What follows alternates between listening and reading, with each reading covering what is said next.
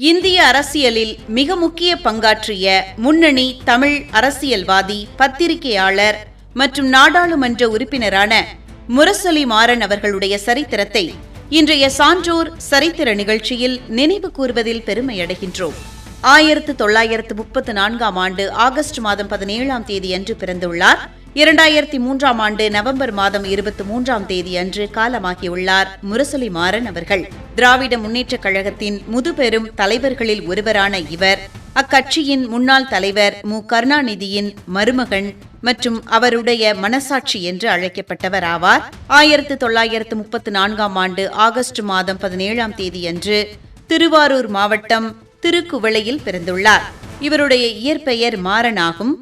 AV. Meiyappa Chettiar மற்றும் மு. கருணாநிதி ஆகியோரால் முரசொலி மாறன் என அடையாளம் பெற்றார்.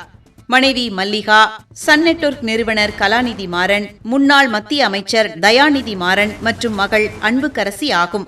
இவர் மாநிலங்களவை மற்றும் மக்களவை உறுப்பினராக 36 ஆண்டுகள் மக்கள் பணியாற்றியுள்ளார். 3 வெவ்வேறு மத்திய அமைச்சரவைகளில் முக்கிய பொறுப்புகளை வகித்துள்ளார். வி.பி. சிங் அமைச்சரவையில் நகர்ப்புற வளர்ச்சித்துறை அமைச்சராக இருந்துள்ளார். தேவகவுடா மற்றும் ஐ.கே. குஜரால் அமைச்சரவையில் தொழில்துறை அமைச்சராக இருந்துள்ளார்.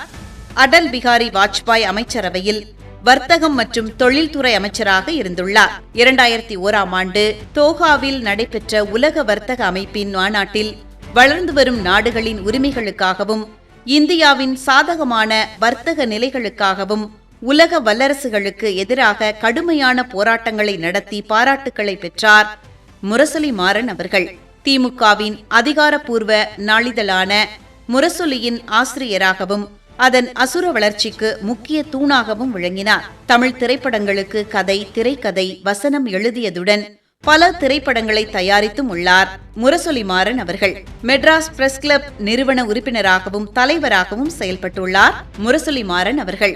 இந்திய அரசியலில் மிக முக்கிய பங்காற்றிய முன்னணி தமிழ் அரசியல்வாதி, பத்திரிகையாளர் மற்றும் நாடாளுமன்ற உறுப்பினரான முரசொலி மாறன் அவர்களுடைய சரித்திரத்தை இன்றைய சான்றோர் சரித்திர நிகழ்ச்சியில் அறிந்து கொண்டதில் மிக்க மகிழ்ச்சி அடைகின்றோம்.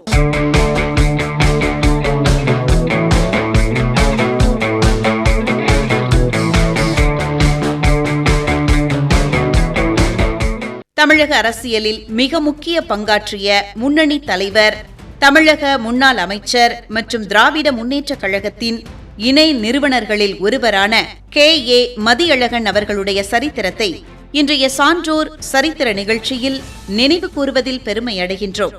1926ஆம் ஆண்டு டிசம்பர் மாதம் 7ஆம் தேதி அன்று பிறந்துள்ளார். 1983ஆம் ஆண்டு ஆகஸ்ட் மாதம் 17ஆம் தேதி அன்று காலமாகியுள்ளார் கே.ஏ. மதியழகன் அவர்கள். பேரறிஞர் அண்ணாவின் நெருங்கிய துணையாகவும் திராவிட இயக்கத்தின் வலுவான தூணாகவும் விளங்கியவர் கே.ஏ. மதியழகன் அவர்கள். 1926ஆம் ஆண்டு டிசம்பர் மாதம் 7ஆம் தேதி அன்று திருப்பூர் மாவட்டம் கனியூரில் பிறந்துள்ளார்.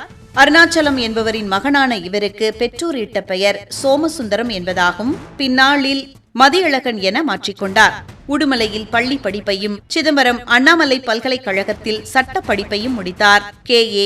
மதியழகன் அவர்கள். பெரியாரின் திராவிடர் கழகத்திலிருந்து அண்ணா பிரிந்து 1949இல் திமுகவை தொடங்கிய போது அக்கட்சியை நிறுவிய முக்கிய தலைவர்களில் இவரும் ஒருவராவார்.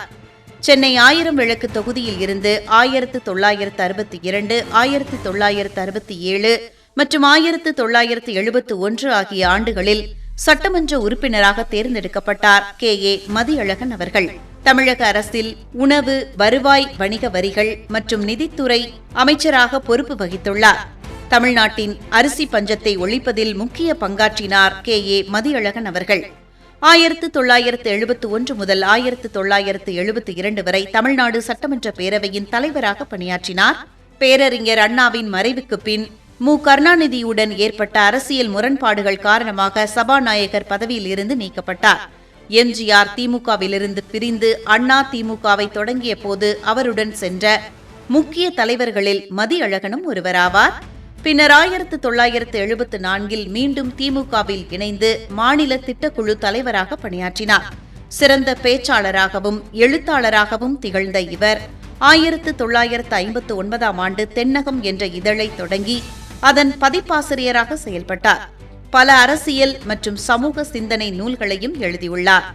தமிழக அரசியலில் மிக முக்கிய பங்காற்றிய முன்னணி தலைவர், தமிழக முன்னாள் அமைச்சர் மற்றும் திராவிட முன்னேற்றக் கழகத்தின் இணை நிறுவனர்களில் ஒருவரான K.A. மதியழகன் அவர்களுடைய சரித்திரத்தை இன்றைய சான்றோர் சரித்திர நிகழ்ச்சியில் அறிந்து கொண்டதில் மிக்க மகிழ்ச்சி அடைகின்றோம்.